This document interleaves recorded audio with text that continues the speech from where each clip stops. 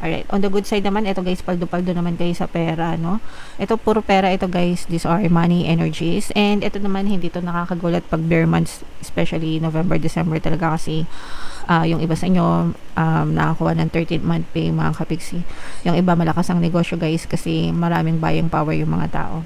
So, ito guys, nakikita natin na talagang more money ito, no? Ito guys, especially itong dalawa, because these are financial gains, and ito naman ay mga matatamis na bunga, no? Dahil sa pagsisikap nyo yan, dahil sa kasipagan nyo.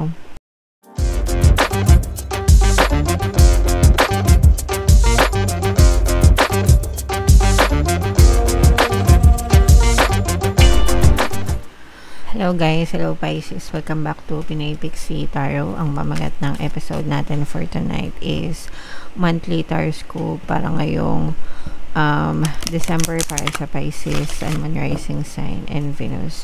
Sa dulo ng video guys, magkakaroon tayo ng yes or no pick a card reading. Ito yung deck na gagamitin natin. Pwede kayo magtanong ng isang tanong, answerable by yes or no. Tapos, titingnan natin yung sagot ng tarot sa inyo. So, sa dulo ng video yan guys. Kaya make sure na tapusin nyo yung video hanggang sa dulo mga kapiksi. So, unahin natin tong deck na to. Tingnan natin yung mga angel messages para sa inyo. So, meron tayong the situation will improve. Peaceful resolution. Wow, ang ganda. And get more information mga kapiksi. So, isa-isahin natin. So, eto guys, pagsamahin na natin, mag-i-improve yung mga sitwasyon nyo guys. Kung meron man kayong mga pinagdadaanan sa buhay, no? Mag-i-improve yung sitwasyon nyo ngayong December kasi dadating sa inyo yung mga solusyon. Lalo na kung may mga problema kayo, may mga pinagdadaanan kayong hindi maganda. So, si universe mismo yung magbibigay or magdadala ng solusyon sa inyo.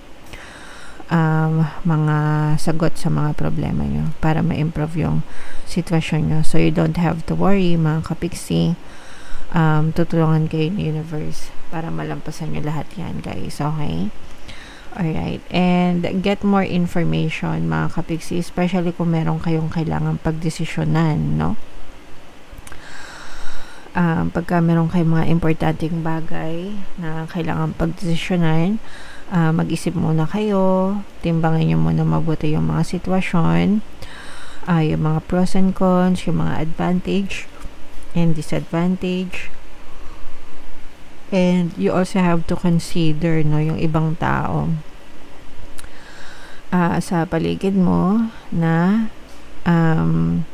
kumbaga damay-damay, no, sa pagdidesisyon mo. At saka pwede rin kayo guys manghingi ng mga recommendation or suggestion from other people. Although at the end of the day, ikaw pa rin naman yung magdidesisyon para sa buhay mo. Pero mas maganda pa rin na makinig sa advice ng ibang tao, mga kapiksi. Okay? May kinig lang naman. Pero kasi baka meron silang nalalaman, no, na hindi mo alam. So, mas mabuti na yun, mga kapiksi. But at the end of the day, again, no, sabi ko nga, kayo pa rin ang magdidesisyon kung ano yung gusto niyo sa buhay niyo, mga kapiksi. So, comment down below, Pisces, if feeling nyo naka-resonate kayo dyan. Shuffle natin to guys. Hanapin natin yung energy nyo. Habang sinashuffle ko to, panoorin nyo muna yung video natin. Regarding sa ating paano mag-manifest ng abundance video course. Kapiksi, sawa ka na ba sa mga struggles at hirap sa buhay mo? Masipag ka ba at masikap sa buhay ngunit hindi ka pa rin umaasenso? Ilang beses ka na bang nag-attempt mag-negosyo at mag-invest pero palagi ka pa rin nalulugi? Sa pagkakataon na ito ay maaaring may subconscious beliefs ka na nagiging balakid sa iyong pag-unlad at pagyaman. Introducing, paano mag-manifest ng abundance video course. Dito ay matututunan mong ma-overcome ang mga balakid mo para tuluyan ka ng umunlad, umasenso, sumagana, maging matagumpay, successful at maswerte sa iyong kabuhayan, pera, trabaho, negosyo, salapi at kaperahan ng bonggang-bongga. Dali, mag-send na ng email sa pinoypixie@gmail.com at simulan na ang iyong pagyaman ngayon. Alright, so sa lahat ng gusto mag-avail ng course guys, naka-flash sa screen nyo, meron tayong paano mag-manifest ng abundance video course, paano mawala ang third party at magkaroon ng harmonious na relationship, paano pabalikin si ex-vice breakup. Sa mga interesado guys, mag-send lang ng email sa pinoypixie@gmail.com. And sa mga naghahanap ng pampaswerte guys, Aventurin tsaka Citrin yung recommended ko. May makikita kayong link sa description box guys. So Pisces, kayo ay represent ng King of Cups sa ating spread. Latag natin yung spread nyo. Guys, available na yung inyong 2026 kapalaran. Sa bawat zodiac sign, punta na kayo sa homepage mga kapiksi. Nandun lahat ng videos guys. So, meron ditong another presence ng fire sign, Aries, Leo, Sagittarius. Water sign, Cancer, Pisces, Scorpio. For some of you guys, maaaring may ganyang element kayo sa inyong natal chart, or you may be dealing with other signs na may ganyan sa kanilang natal chart. Ito guys, merong pag-aaway na maaaring magganap, no? Pwedeng sa loob ng pamilya ito mga kapiksi. Or this can be anybody from your quantum bubble. Ito guys, parang feeling ko sasabog, parang merong sasabog sa inyo, no? Yung mga kinikim-kim, yung mga sama ng loob, guys, no? Lalo na ngayon, guys, kasi 'di ba, December, so uso yung mga family reunion, mga kapiksi, baka meron kayong makainitan na kamag-anak nyo, auntie nyo, uncle nyo, no? Mga pinsan na masakit magsalita. So, yung iba sa inyo baka ma-trigger kayo. Although, wag nyo nang patulan mga kapiksi, kasi yung mga matatanda minsan talaga pag nagsasalita sila parang hindi nag-iisip, no? Pagpasensyaan nyo na on behalf of matatanda, pagpasensyaan nyo na guys, minsan ano lang yon, siguro ganun na talaga yung way of thinking nila, mga mindset nila. So wag nyo nang patulan mga kapiksi, umiwas na lang kayo para walang gulo guys, no? And yeah, so walang idudulot na maganda yan, yung away-away na yan mga kapiksi. So layo-layo na lang sa mga ganyan guys. Hindi nyo naman kailangan patunayan yung sarili nyo. Minsan kasi hindi maiwasan, no? Lalo na sa mga family reunion, yung naipagkukumpara ba, diba? Aminin, alam nyo yan guys, bakit si ganito ganyan, bakit ikaw ganito ganyan. So wag nyo nang anuhin guys, patulan mga kapiksi. Okay, alright, on the good side naman, ito guys, paldo-paldo naman kayo sa pera, no?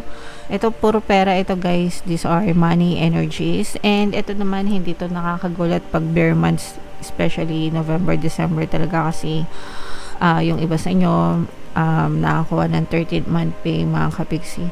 Yung iba malakas ang negosyo guys, kasi maraming buying power yung mga tao.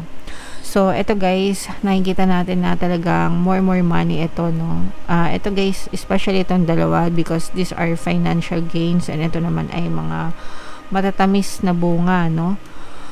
Dahil sa pagsisikap nyo yan, dahil sa kasipagan nyo, guys, no? So deserve nyo itong mga money na yan mga kapiksi. So yung iba sa inyo talaga mag-harvest kayo ng mga matatamis na bunga. Yung iba sa inyo guys, bukod sa mga 13th month, parang meron pa kayo mga additional na bonus, mga additional na compensation, mga commission, no, for some. Yung iba sa inyo guys, yung kung kayo ay mga freelancers or mga sales agent na commission based, parang naipon yung commission nyo mga kapiksi kung nagkaroon ng delay sa mga release, no, parang naipon, and mas marami kayong makukuha ngayon guys, no. So paldo-paldo talaga sa pera to guys. So i-mind yun na yan, paldo-paldo sa pera, paldo-paldo sa commission, sa bonus, financial gains mga kapiksi.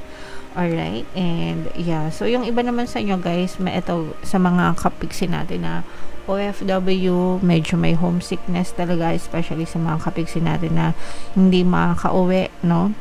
So tiis-tiis na lang tayo guys, pero sulit naman yung mga pagtitiis nyo mga kapiksi, basta matuto kayong mag-ipon guys. Okay, alright, so i-mind nyo na lahat yan sa comment section guys. So what else guys, ito may mga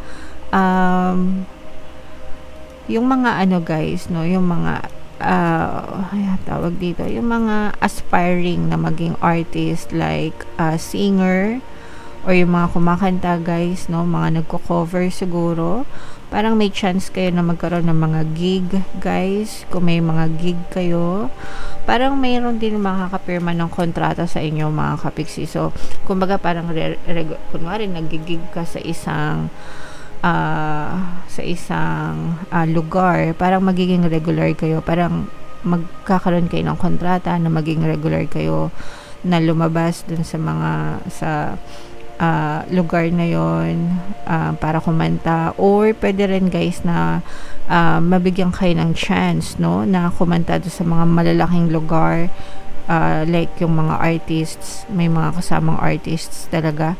So ito guys, parang feeling ko sa mga newbie pa lang, no, sa mga aspiring. So guys, you are on the right path, no. Start as young as you are and just show up every day guys, talagang ma-achieve nyo yung mga pangarap nyo.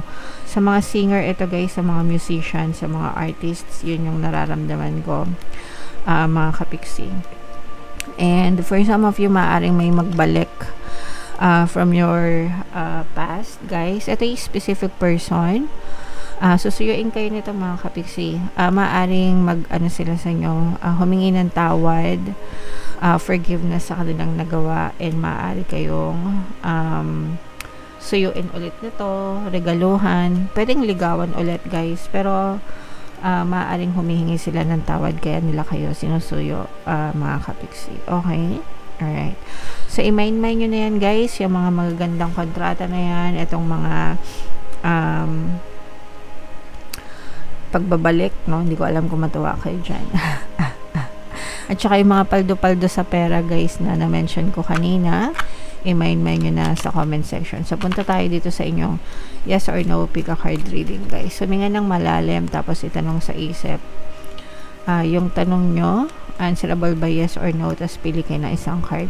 Sa mga gustong matuto mag-manifest guys, mag-join na kayo sa membership natin. I-click nyo lang yung join button sa baba. Mapapanood nyo yung mga videos natin about manifestation. So again, hinga ng malalim, itanong sa isip yung tanong, and pili ng isang card guys. Card 1, card 2, card 3. Kung card 1 ang napili nyo, ang sagot sa tanong nyo ay yes. Kung card 2 ang napili nyo, ang sagot sa tanong nyo ay yes. And kung card 3 naman guys, ang sagot sa tanong nyo ay yes mga kapiksi. Alright? Okay, so yeah, comment down below guys if naka-resonate kayo. Ito yung ating 2026 kapalaran. Panoorin nyo na. Ito naman yung ating success stories ng paano mag-manifest ng abundance video course. Thank you for liking, sharing, and subscribing guys. See you next time. I love you all. Have a nice day. Bye-bye.